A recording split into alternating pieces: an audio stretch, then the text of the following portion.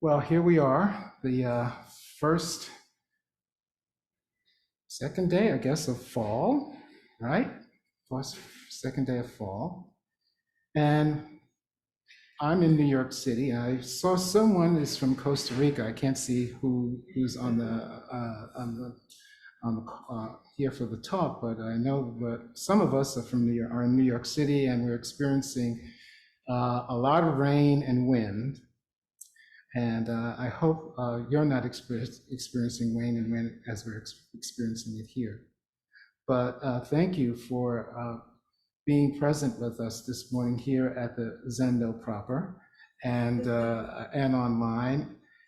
And my name is Mukei. I am one of the senior students here at the Village Zendo, and also one of the co-chairs of our People of Color Sitting Group.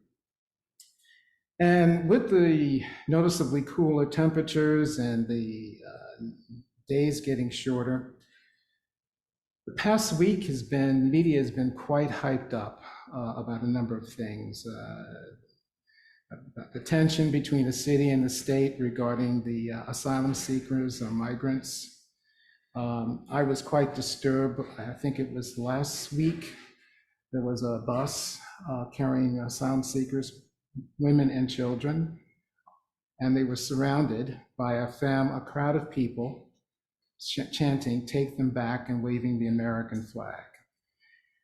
And I have to say, as a Black man, all I could think of was, that's a very familiar feeling in my body, that someone can surround my house, if I were living south, and say, "Come on out." And you never came out because they burned your house down, shot you and burned your house down. Also about the food insecurity in the nation. 34 million people cannot purchase food for themselves. It's the community of hatred that has just, and I don't want to say has emerged, but it's always been there. We've never really paid attention to it. And then, of course, the violence with guns. You know, folks are shooting themselves because they feel no self-respect. So maybe if I kill you, I feel there's a certain sense of hype. And then, of course, the drug addiction, heroin laced with fentanyl, being produced in places where children gather. There's not a safe space for a child to just be themselves because someone is making a profit. And then, of course, our criminal justice system. People who are then incarcerated. I was at a rally earlier at the end of last month, August, for closing down Rikers, which is a jail here in the city. And the number of people who attended spoke about their loved ones. All of them good and decent people. But we've been built up to think that they're horrible and even think of them as animals. And they've been treated as animals. So, case 5, Kyogen's man up a tree from the Gateless Barrier. Master Kyogen said, "It is like a man up a tree who hangs from a branch by his mouth. His hands cannot grasp a bough, his feet cannot touch the tree. Another man comes under the tree and asks him the meaning of Bodhidharma's coming from the west. If he does not answer, he does not meet the questioner's need. If he answers, he will lose his life. At such a time, how should he answer?" Kyogen, looking him up a little bit, was, before he became a master, was a Zen student, and he was quite bright. He could memorize things and put things together. And one day, one of his teachers said to him, "I don't care what you're studying. I don't care what's in your scriptures. I want you to tell me, what's your original face like?" Kyogen couldn't get an answer. No matter how much he tried, his teacher ignored him. So finally he despaired and said, I had enough of this. He burned up all of his teachings and became a grave digger. And he worked many, many years as a grave digger, trying to make sense, until one day, as he was cleaning the grave of the national teacher, he was throwing the garbage away. He heard a pebble hit a bamboo shoot, and immediately, so the story goes, he became enlightened. At such a time, how should he answer? Or, at such a time, how do you or we answer? Where does this koan lead and land on you? Well, consider death, and not as a end of the life cycle kind of sense, but perceptions and thoughts about what we know and about what we cling to. We may tell ourselves, I don't have thoughts or perception. The truth is we do have thoughts and perceptions. I don't know. Yes, you do know. Of course, no one here has that problem, right? There are thoughts and perceptions that we cling to. And understandably, how could we not survive if we didn't have thoughts and perceptions about the world around us? But are we really living? Are we really living? My guess is that we live in fear. In fear, we create narratives and stories about what's going on in front of us. These narratives keep us safe.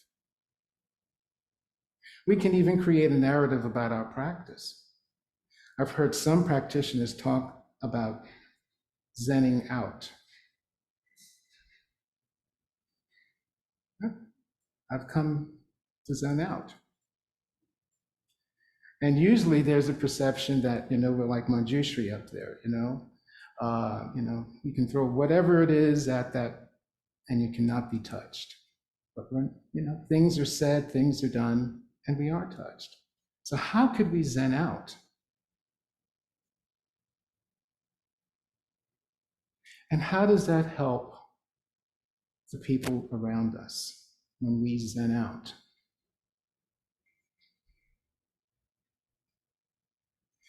We can cling to the teachings to give us what I was reading in the commentary, something I liked very much, was to revive the dead and kill the living. That's what I'd like to think that we practice for, is to revive the dead and kill the living. Because we live, I think, in a way that this is going to protect us from life, when really we're encouraged, no matter whatever going on around us, to get involved. And with discernment, by the way. I'm not saying that you should just jump into something because your practice says you need to do it, but I think we all need to be aware of, how am I approaching this? How am I living into this moment? And if I'm doing it without discernment, then I'm dead. Because then it's really about me, right? It's not about everybody around me. And that's what I also think Sangha is very important about. It keeps us honest. It keeps us honest about what it is, if we lean into this practice, what we do. Our response has to be genuine. And that's, I believe, when our response is genuine, that's how we answer at any time. That's how we revive the dead and destroy the living. Right now, the world needs people to look at someone and realize their worth. We have too much around us to say, you're not worth anything.